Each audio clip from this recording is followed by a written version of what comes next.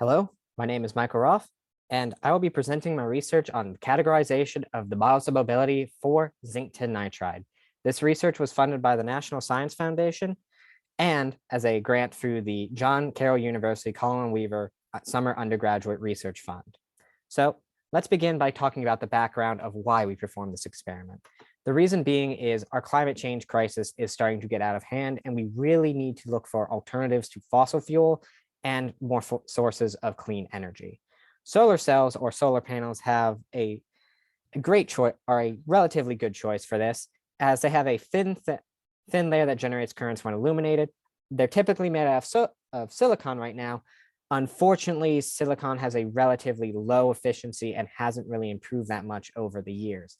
It's unlikely we're going to see a large increase of silicon-based solar cells anytime soon. So that's where zinc tin nitride comes in as a possible alternative. It's cheap, easy to make, and the materials to make it are abundant. So the carrier concentration, the models and the mobility are affected by the substrate base and growth method.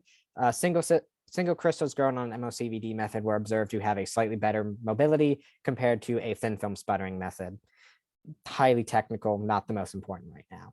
So some things to keep in mind are photoconduction, ability of a material to conduct electricity when exposed to light, and semiconductors have energy bands separated by band gap energy. Light excites electrons from the valence band to the conduction band, creating conducting electron hole pairs. So let's move on to the theory and talk about what exactly we're doing. So we're actually measuring the conductivity of the material, or sigma, how well the material can conduct its electricity, the carrier concentration, and the number of charge carriers per volume, normally measured in inverse centimeters cubed, the charge of the electron, and the mobility is a way of describing the charge carriers or electrons as they move through the material. So this is done using this equation here. Sigma, or conductivity, is equal to carrier concentration times the charge of the electron times mobility. We can also use this by finding 1 over sigma is equal to the resistivity is equal to R, resistance, times area over length, with resistance being the change in the voltage over the current.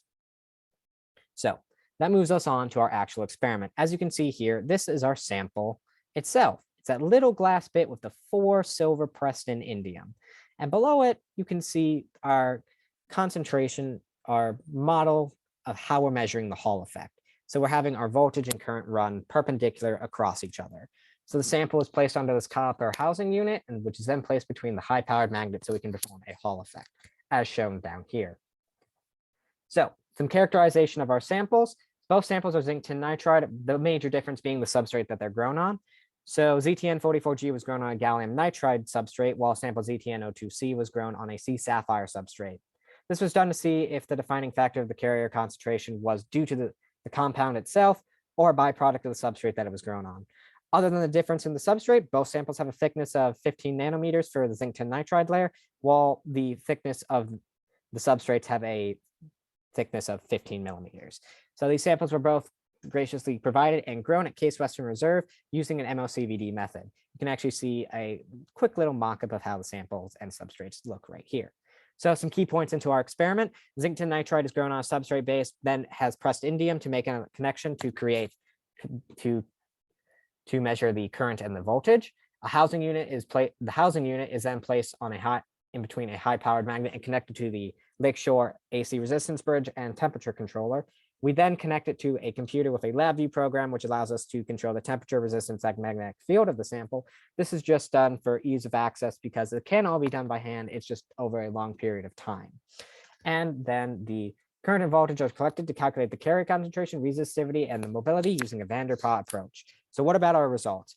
So as shown below here, as the temperature decreases, going this way, the resistivity increases for ZnO2C, while sample ZnN2 remains relatively the same, but that could just be our scaling method on this graph here. From the data we collected up here, we can see that the carrier concentration is basically temperature independent. It does not change for either sample until pretty much the very end. And the Hall mobility of the sample, ZnN2 is 5 to 6 times greater than ZnO2C, but both decrease as the temperature decreases, as to be expected. So from the two samples, we can see that ZnO2C behaves like a semiconductor as hypothesized, but we don't have enough data to make a concrete decision on the models of mobility for ZnO2C, for zinc tin nitride. So Further directions, we want to test the photoconductivity and Seebeck effect of the sample more.